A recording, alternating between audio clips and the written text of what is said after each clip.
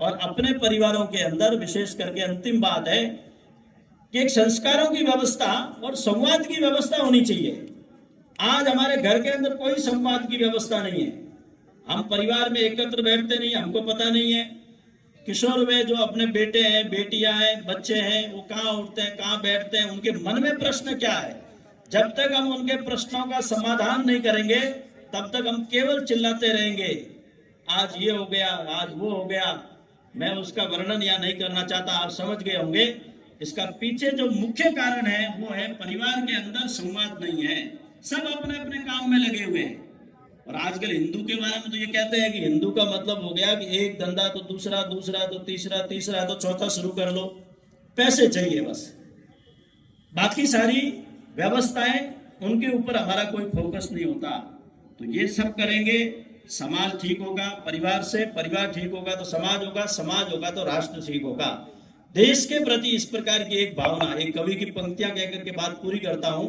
एक बहुत विशाल पेड़ था बरगद का, उसके ऊपर दो प्रकार के पक्षी रहते थे, एक तोता और कौवा। एक दिन अचानक देखते देखते पुराना पेड़ था, उसमें आग लग गई, धू धू करके पेड़ जल रहा है। तो पेड़ को जलते हुए देख करके और कौवे जो थे उनके सरदार ने सबको अपना इकट्ठा किया और कहा, आग लगी इस वृक्ष को जलने लागे पात, नहीं आग लगी इस वृक्ष को जले हमारे गीत, आओ आओ अब उड़ चले पंख हमारे मीत। वो अपने पूरे टोले को लेकर के उड़ के चला गया कौवों का दल। ये कवि जो कल्पना दी है, ये देख रहा है कि ये दूसरा जो पक्षी है वो तोता है। तोतों के सरदार ने भी अपने पक्षियों को इकट्ठा किया, सारों को ही, लेकिन वो छोड़ के नहीं जा रहे, वो प्रयास कर रहे हैं।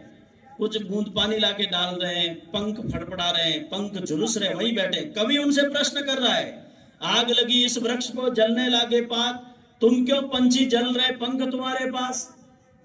जब कवि ने ये पूछा कि तुम्हारे पास भी पंख क्यों जल रहे हो, तो तोतों के सरदार ने जो उत्तर दिया है वर्तमान में वो इतना युगानुकूल है कि हम सबको जन जन तक उसको पहुंचाने की आवश्यकता है। तोतों के सरदार का उत्तर था, फल खाए इस वृक्ष के गंदे कीने पात, धर्म हमारा है यही जले इसी के साथ। जब ये आसरा था हमारा, अर्थात भाव यह है कि जब राष्ट्र के ऊपर संकट आता तो हम छोड़ के नहीं जाएंगे। स्वदेशे पतिते कष्टे दूरस्था लोग यंतिये नैव च प्रतिकुर्वन्ति ते नरा शत्रु नंदना।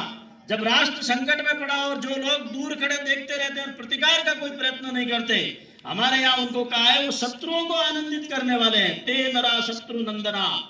ये समाज को तय करना पड़ेगा।